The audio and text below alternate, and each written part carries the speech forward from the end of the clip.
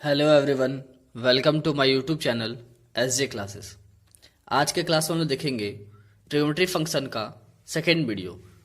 पिछले वीडियो में मैंने आप लोग को बताया था कि कैसे रेडियन से डिग्री में कन्वर्ट करना है, डिग्री से रेडियन में कैसे कन्वर्ट करना है, फिर एंगल ऑफ आर्क कैसे निकालना है। तो ये हम लोग पिछले क्लास में कंप्लीट किए थे।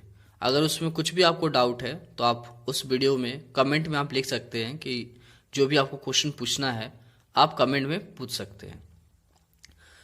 आज के क्लास में हम लोग देखेंगे कि ट्रिग्नोमेट्री फंक्शन का जो मेन क्वेश्चन है बेस क्वाड्रेंट के बारे में, कैसे हम उसका वैल्यू जानेंगे कि कब वो वैल्यू नेगेटिव होगा, कब वो पॉजिटिव होगा, उसका वैल्यू कैसे निकालेंगे अगर कोई भी एंगल दे दे।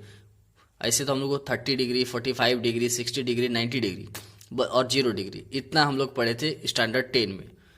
उसके बाद अगर कोई अलग से कोई डिग्री दे दे तो उसका वैल्यू कैसे निकालना है, तो ये सारा चीज़ हम लोग आज के वीडियो में देखेंगे। जैसे मान लो कॉसेक 450 डिग्री दे दिया या 1025 डिग्री दे दिया तो सबका वैल्यू कैसे निकालना है, तो ये सब चीज़ हम लोग आज के वीडियो में जानेंगे। और हम लोग पहले स्टार्ट करते हैं कि जो फॉर्मूला हम लोग स्टैंडर्ड 10 में पढ़े थे उसका प्रूफ, वो फॉर्मूला कहाँ से आया। 10 में तो हम लोग रट लिए थे वो फॉर्मूला को, लेकिन आज हम लोग उसका प्रूफ देखेंगे कि वो कहां से आता है। ठीक है, तो देखोगे और यहां पे सबसे पहले मैं क्वाड्रेंट के बारे में बताता हूं। ये हमारा क्या है, एक्सिस है, एक्स एक्सिस, वाई एक्सिस। इधर सारा पॉजिटिव एक्स में और इधर सारा नेगेटिव एक्स में, इधर सारा पॉजिटिव वाई में और इधर सारा नेगेटिव वाई में। तो वाई डैश, वाई, एक्स और एक्स डैश, यही हमारा हो गया। अब इसमें देखोगे ये है सर्कल,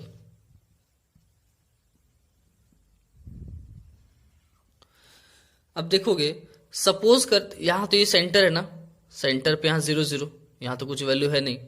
ठीक है, अब यहां पे देखोगे कि सपोज करते हैं कि कोई पॉइंट P है यहां पे, है ना, जिसका कोऑर्डिनेट कितना है x, y। ठीक है, अब यहां से इसको मिला देते हैं इस पॉइंट P को, तो देखोगे यहां पे ये आर्क बन रहा ना, तो ये कुछ एंगल से आर्क बन रहा होगा, एंगल थीटा मानते हैं ये। इन दोनों के बीच का जो ये आर्क बन रहा है ये कुछ थीटा एंगल से आर्क बन रहा होगा।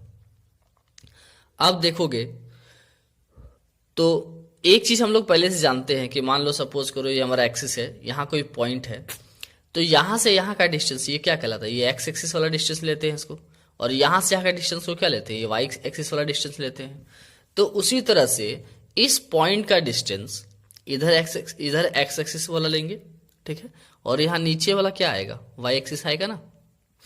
तो ये वाला पार्ट ये एक्स हो जाएगा और ये वाला पार्ट वाई हो जाएगा, होगा कि नहीं।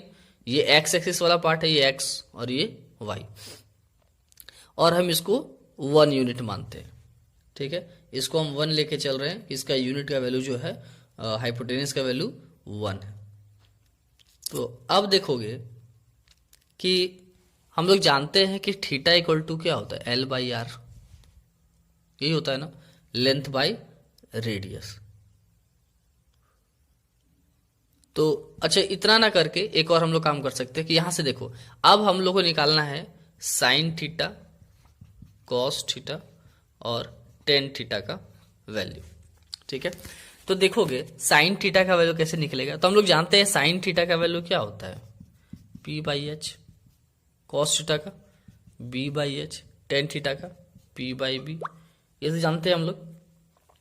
तो P/H होता है साइन थीटा का, तो P यानी परपेंडिकुलर, देखो तो यहाँ पे परपेंडिकुलर खींचे तो नहीं 90 डिग्री, सीधा स्ट्रेट लाइन, तो ये हमारा परपेंडिकुलर है। अगर इसका नाम लिख दे, ये हमारा O हो गया, ये P है और ये A है, यहाँ पे B है।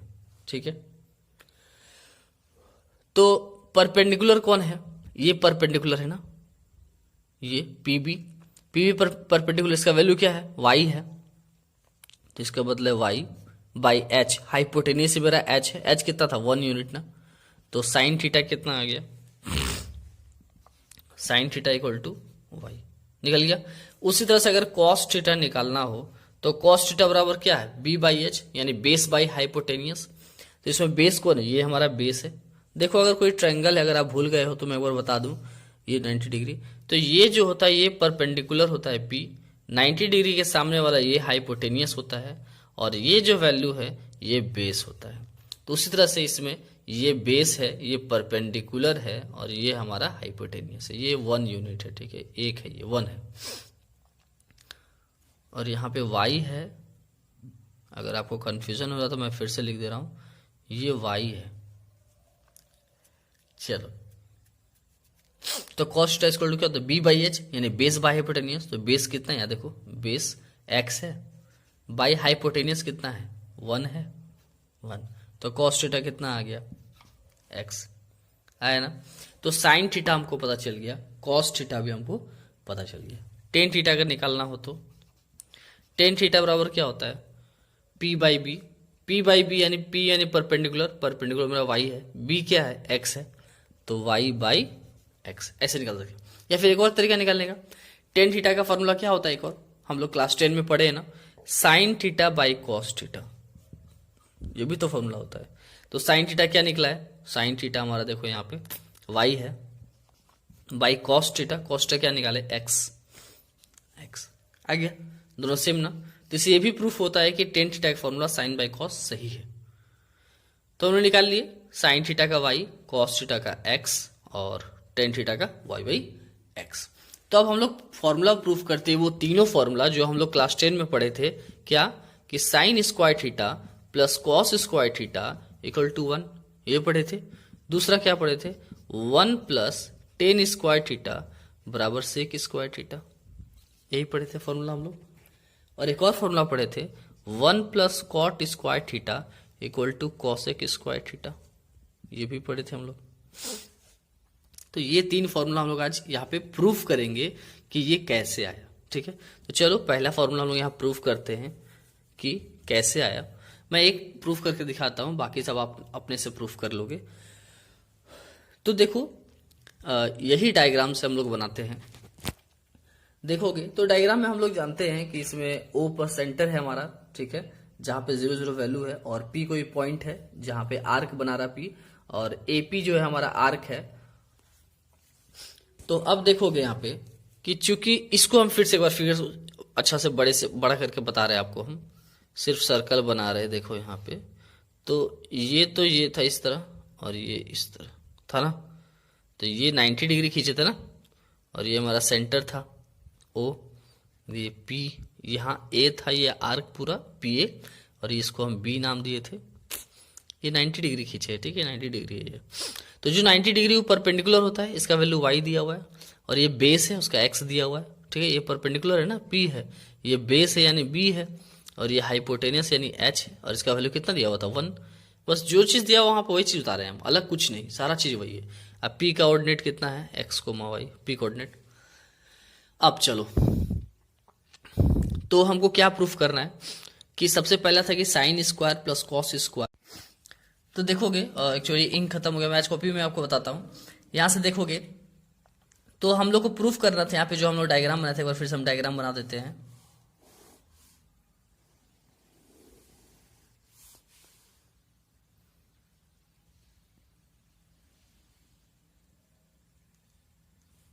ये हमारा O था, सेंटर था 0 0, और ये हमारा P था x, y, ये हमारा x यूनिट था और ये y यूनिट था, ये नाम B था, ये A था। चलो हमको प्रूफ कर रहे हैं। तो देखो ये 90 डिग्री था ना, तो 90 डिग्री सामने वाला हाइपोटेनियस, तो क्या होगा, हाइपोटेनियस का square equal to perpendicular square plus base square. तो हाइपोटेनियस का वैल्यू कितना था, 1 था ना उस समय, तो 1 का स्क्वायर, परपेंडिकुलर कितना y था, y स्क्वायर, बेस कितना x था, x का स्क्वायर, कितना आ गया, x square plus y square equal to 1। जो कि याद करो, वीडियो थोड़ा पीछे कर, एक्चुअली मैं उसमें बोर्ड में बता रहा था, तो मेरा तो वीडियो पीछे नहीं हो पाएगा, आप पीछे करके देख लोगे, आपका वीडियो पीछे हो जाएगा। तो उसमें देखोगे x का वैल्यू क्या था, x का वैल्यू वहां कॉस थीटा था, और y का वैल्यू क्या था, वहां पे साइन थीटा था। तो देखोगे x का वैल्यू, यहाँ x डाल देंगे cos theta, cos square theta, y का value sine theta, sine square theta equal to 1, यही तो लाना था। तो इस तरह से हम लोग इसको प्रूफ कर लेंगे, sign square plus cos square का वैल्यू 1। इसी तरह से जो बाकी दोनों फॉर्मूला है आप लोग प्रूफ कर सकते हो उस फॉर्मूला को। चलो मेन हम लोग अब क्वेश्चन पे जाते हैं। तो क्वेश्चन में जाने से पहले कुछ और रूल है, वो रूल सीख लो कि कैसे कैसे सॉल्व करना है, उसके बाद हम लोग देखेंगे। तो देखोगे सबसे बड़ा जो रूल है हम लोग एक बच्चा क्लास में पढ़ते हैं, वो देखो मैं बता रहा हूँ कि इसको बोलते हैं फर्स्ट क्वाड्रेंट, ठीक है, फर्स्ट क्वाड्रेंट, इसको बोलते हैं सेकेंड क्वाड्रेंट, ये हमारा थर्ड क्वाड्रेंट, ये हमारा फोर्थ क्वाड्रेंट, 4 क्वाड्रेंट है। तो याद रखोगे फर्स्ट क्वाड्रेंट कितना होता है, 0 से 90 डिग्री के बीच में, ये फर्स्ट क्वाड्रेंट। सेकेंड क्वाड्रेंट 90 से 180 के बीच में। थर्ड क्वाड्रेंट 180 से 270 के बीच में। और लास्ट फोर्थ क्वाड्रेंट 270 से 360 डिग्री के बीच में। ये हमारा क्वाड्रेंट है। अब देखोगे तो फर्स्ट क्वाड्रेंट जो है, याद रखोगे यहां पे जितने भी ट्रिग्नोमेट्री फंक्शन है सारे ट्रिग्नोमेट्री फंक्शन पॉजिटिव होते हैं, ऑल पॉजिटिव। और ये सेकेंड क्वाड्रेंट में कौन पॉजिटिव होता है, साइन, और साइन का उल्टा कॉसेक, ये दोनों पॉजिटिव होता है, बाकी सारा नेगेटिव। यानी जब भी ये दोनों का वैल्यू हमको सेकेंड क्वाड्रेंट में आएगा तो पॉजिटिव लेंगे, इसके अलावा कोई दूसरा आएगा तो उसको नेगेटिव लेंगे। थर्ड में किसका घर है, टेन थीटा और कॉट थीटा का। यहाँ पे अगर थर्ड क्वाड्रेंट में हमारा वैल्यू आता है तो थर्ड क्वाड्रेंट में वैल्यू आएगा तो टेन और कॉट को पॉजिटिव लेंगे, बाकी सबको नेगेटिव लेंगे। अगर फोर्थ में आता है तो ये कॉस और सेक थीटा घर है, ये दोनों पॉजिटिव होगा, बाकी नेगेटिव। अब आप सोच रहे हो सर ये first quadrant, second quadrant, third quadrant क्या ले रहे हैं, तो मान लो लिखा रहेगा साइन 240 डिग्री। अच्छा 240 अभी छोड़ो, अभी सिंपल लेके चलो, साइन 98 डिग्री। तो ये बताओ 98 यानी 98 किस में आएगा, सेकेंड क्वाड्रेंट ना, क्योंकि फर्स्ट क्वाड्रेंट में तो 90 तक ही होगा, 90 के बाद जो आएगा वो सेकेंड क्वाड्रेंट, ये आ गया सेकेंड क्वाड्रेंट में। सेकेंड क्वाड्रेंट किसका घर है, साइन का घर है ना, तो यहाँ पे साइन तो पॉजिटिव होगा। लेकिन अगर यहाँ पे लिखा रहे कि 1098 डिग्री तो 10 इसका घर है नहीं है, तो इसीलिए नेगेटिव। 98 तो सेकेंड क्वाड्रेंट में आएगा ना, तो सेकेंड क्वाड्रेंट ये है, जबकि 10 का घर नहीं है सेकेंड क्वाड्रेंट, तो इसलिए माइनस हो जाएगा। लेकिन साइन और कॉसेक अगर रहता तो यहाँ पे प्लस होता, जैसा हम लिखे यहाँ प्लस। उसी तरह से कोई वैल्यू आएगा तो वो वैल्यू से पहचानेंगे वो किस क्वाड्रेंट में आ रहा है और वो फंक्शन कौन सा है, उसके बाद हम प्लस माइनस देख के लगाएंगे। तो ये रूल है याद रखने का, आप सिंपल है, याद रख लोगे। और नहीं याद होता है तो all are positive, sine is positive, tan is positive और कॉस इज पॉजिटिव, ऐसे भी याद रख सकते हो क्वाड्रेंट का। उसके बाद एक चीज मस्ट है, सारा डिग्री का वैल्यू याद रख लोगे। 0 डिग्री साइन का, 10 का कॉस का क्या होता है, 30 डिग्री क्या होता है, फिर आपको 45 डिग्री क्या होता है, 60 डिग्री क्या होता है, 90 डिग्री क्या होता है। इतना वैल्यू तीनों का, साइन कॉस 10 का याद रखोगे, आपके लिए बहुत ज्यादा जरूरी है ये। अब मैं एक चीज आपको बताने जा रहा हूं कि 0 डिग्री को तो 0 लिखते हैं। अच्छा एक बात बताओ, पाई का वैल्यू कितना होता है, 180 डिग्री, ये मैंने पहले ही बताया था। तो देखो पाई बाई 2 का मतलब कितना, 180 बाई 2 यानी 90 डिग्री। पाई बाई 3 का मतलब कितना, 180 बाई 3 यानी 60 डिग्री। पाई बाई 4 का मतलब कितना, 180 बाई 4 यानी कितना, 45 डिग्री। पाई बाई 6 का मतलब कितना, 180 बाई 6 यानी 30 डिग्री। और इसी तरह से आप निकाल सकते हो।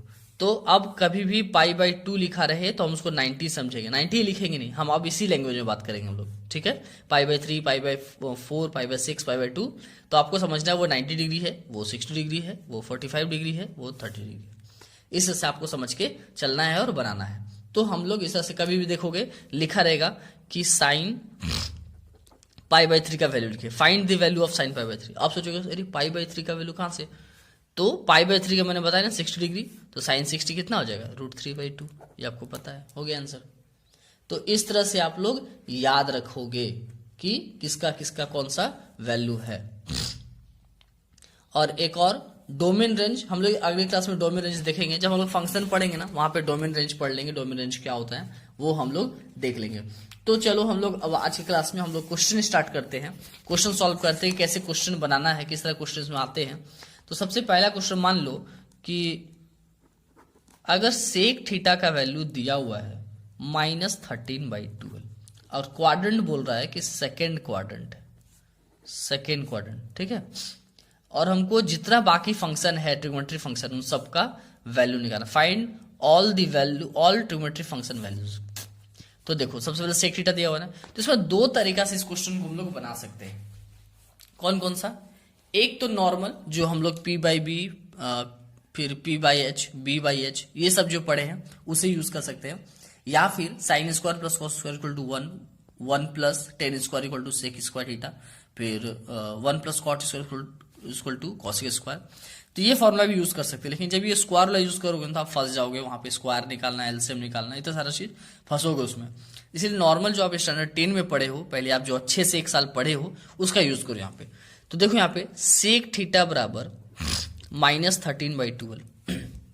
अब सेक थीटा का क्या होता है? पी बाई एच होता है कि बी बाई एच होता है कि पी बाई बी होता है कि बी बाई बी होता है, क्या होता है? मान लो आपको याद नहीं है तो एटलीस्ट 3 का याद रखोगे, साइन का क्या होता है, कॉस का क्या होता है, टेन का क्या होता है, उससे सारा बन जाएगा। ये सेक है ना, सेक किसका उल्टा होता है? कॉस का। कॉस का उल्टा होता है ना, तो कॉस का हो जाएगा सेक का उल्टा, यानी वैल्यू का उल्टा, तो 12/13 ये आ जाएगा कॉस का। तो कॉस हमको पता, सेक पता। अब बताओ कॉस थीटा का वैल्यू क्या होता है? पी बाई एच की पी बाई बी? तो बी बाई एच होता है, बी बाई एच। यानी अगर हम ट्रायंगल बना दें, ये ट्रायंगल हो गया यहाँ पे 90 डिग्री, तो 90 के सामने वाला ये हाइपोटेनियस, ये परपेंडिकुलर और ये बेस। अब देखोगे यहाँ पे कि बेस कितना है? 12 और हाइपोटेनियस कितना? 13। हमको परपेंडिकुलर नहीं पता, ये निकालना है। तो हमको पता है कि हाइपोटेनियस का square equal to perpendicular square plus base square. तो हाइपोटेनियस कितना है? 13 का स्क्वायर। परपेंडिकुलर कितना है? नहीं पता, चलो। बेस कितना है? 12 का स्क्वायर। तो ये हो गया 169, ये 12 इधर माइनस में आएगा। 12 का स्क्वायर कितना होता है? 144, ये माइनस में आ गया, एक्स स्क्वायर। कितना आ गया ये? 25 इक्वल टू एक्स स्क्वायर। तो स्क्वायर 25 किसका स्क्वायर होता है? 5 का स्क्वायर। स्क्वायर स्क्वायर कैंसिल हो गया, एक्स इक्वल टू 5, यानी ये पी का वैल्यू कितना आ गया? 5। ये पी का वैल्यू हमारा 5 आ गया। तो तीनों मिल गया ना हमको। अब तीनों मिल गया तो हम जो चाहिए वो निकाल सकते हैं। साइन थीटा का वैल्यू होता है पी बाई एच, पी यानी 5 और एच यानी 12, सॉरी एच यानी 13। उस से साइन का उल्टा कॉसेक, कॉसेक यानी इसको उल्टा कर देना है बस, 13/5। यही निकालना है हमको। 10 थीटा पी बाई बी, तो पी कितना है? 5, बी कितना है? 12। उस से कॉट थीटा 12/5। तो एक चीज गौर करो कि सेकेंड क्वाड्रेंट बोला था, ठीक है? तो सेकेंड क्वाड्रेंट किसका घर होता है? सेकेंड क्वाड्रेंट मैंने पहले ही बताया था कि फर्स्ट क्वाड्रेंट में ऑल पॉजिटिव, देखोगे यहाँ पे मैंने जो बताया था आपको, ऑल पॉजिटिव। सेकेंड में साइन और कॉसेक का घर होता है। तो साइन और कॉस, यानी साइन और कॉसेक ये दोनों पॉजिटिव होगा, बाकी सारा तो नेगेटिव होना चाहिए। तो 10 भी हमारा नेगेटिव होगा, कॉट भी नेगेटिव होगा, सेक और कॉस तो नेगेटिव है ही, ठीक है? तो साइन कैसे डालना है वो समझ के, और वैल्यू कैसे निकालना है समझ के। सब में जितना आप क्वेश्चन हम लोग बनाएंगे सब में इसी तरह बनाना है और कुछ करना ही नहीं। देखो हम एक और क्वेश्चन आप लोग को बताते हैं, फिर आप लोग समझ जाओगे और फिर आगे अपना बना लोगे। देखोगे अगला क्वेश्चन है, मान लो कि साइन थीटा का वैल्यू दिया हुआ है -4/5 और थीटा जो लाई कर रहा है पाई से बड़ा होना चाहिए और 3π/2 से छोटा होना चाहिए। और जो बाकी बचा हुआ 5 है ट्रिग्नोमेट्री। अब आप सोच रहे हो 5 ट्रिग्नोमेट्री कौन कौन? तो मैंने 6 का नाम बताया ना कि साइन कॉस टेन, ये 3 हो गया और इसका उल्टा 3, 6 हो गया ना। 6 में से 1 दिया हुआ है, बाकी 5 का निकालना है। तो देखो अब यहाँ पे फर्स्ट क्वाड्रेंट है कि सेकेंड क्वाड्रेंट है कि थर्ड क्वाड्रेंट है, आपको पता ही नहीं है। आपको इसको देख के पहचानना है। पाई का मतलब मैंने बताया था ना 180 डिग्री। तो यहाँ पाई का वैल्यू पुट कर दो, 3 × 180/2, 2 से कट गया ये 90 बार में, ये कितना आ गया? 270। यानी 180 से 270, 180 से बड़ा होना चाहिए, 270 से छोटा होना चाहिए, यानी 180 270 के बीच में। तो हम लोग क्वाड्रेंट बनाए थे, ये हो गया 0 से 90, 90 से 180, 180 से 270, यानी थर्ड क्वाड्रेंट। ये थर्ड क्वाड्रेंट में आ रहा है। तो थर्ड क्वाड्रेंट किसका घर होता है? पहला तो ऑल पॉजिटिव, दूसरा साइन कॉसेक, तीसरा टेन कॉट, यानी टेन कॉट का घर यहाँ पे। बाकी सब माइनस होगा, खाली टेन कॉट प्लस में होगा। साइन का वैल्यू हमको पता है ना, चलो उसको बनाते हैं। तो ट्रायंगल बना लेते हैं। क्यों? साइन थीटा इक्वल टू -4/5 दिया हुआ है और फॉर्मूला क्या होता है? p/h ना, p/h। तो अगर हम ट्रायंगल बनाए तो ये तो 90 डिग्री, ये हाइपोटेनियस ना, तो हाइपोटेनियस कितना 5, देखो। अब परपेंडिकुलर ये है कितना है 4, और बेस कितना है वो निकालना है हमको, ठीक है। तो जानते हैं कि हाइपोटेनियस का square equal to base square plus perpendicular square. तो हाइपोटेनियस 5 है तो 5 का स्क्वायर, बेस कितना है नहीं पता है तो बेस स्क्वायर, प्लस परपेंडिकुलर कितना है 4 है तो 4 का स्क्वायर, 5 का स्क्वायर 25, 4 स्क्वायर 16 होगा ना, ये प्लस में है इधर आके माइनस में, तो कितना हो गया 9 बचा स्क्वायर। तो 9 किसका स्क्वायर होता है 3 का, तो b इक्वल टू 3, ये हमारा 3 निकल गया। अब तीनों वैल्यू हमको पता, जब हमको तीनों वैल्यू पता है तो आराम से आगे बना लेंगे। साइन पता है, साइन का उल्टा क्या होता है कॉसेक, कॉसेक थीटा कितना हो जाएगा -5/4, इसका उल्टा कर दिए और क्या वैल्यू का उल्टा। साइन कॉसेक पता चल गया, हमको टेन थीटा निकालना है, तो tan theta equal to p/b ना, तो p कितना, p मेरा 4, b कितना 3 हो गया। इसका उल्टा कॉट थीटा होता है, कॉट थीटा कितना 3/4। अब यहाँ पे माइनस क्यों नहीं दिए, क्योंकि ये थर्ड क्वाड्रेंट बोला था, थर्ड क्वाड्रेंट 10 का ही घर होता है, 10 और कॉट का, इसलिए प्लस। उसके बाद कॉस थीटा b/h, b कितना 3/h 5, इस माइनस में होगा ना क्योंकि ये इसका घर नहीं है थर्ड क्वाड्रेंट, इसका उल्टा सेक थीटा कितना हो गया -5/3 हो गया। बस सिंपल। अब किसी का भी वैल्यू पूछे आप उसको सॉल्व करके बना लोगे, ठीक है। चलो एक अलग तरीका से क्वेश्चन बनाते हैं। अगर हम लोग ऐसा क्वेश्चन दिया रहे तो क्या करेंगे, साइन 25π/3, अगर ऐसा क्वेश्चन रहेगा तो क्या करेंगे, साइन 25π/3, इसको कैसे सॉल्व करेंगे। तो देखोगे ऐसा क्वेश्चन को पहले तो कोशिश करेंगे कि पाई में इसका पाई का वैल्यू पुट करके भी बना सकते हैं, या फिर पाई में क्या ऐड करने से जो इतना आएगा। तो देखो तो हम लोग इसको ऐसे ही लिख सकते हैं, साइन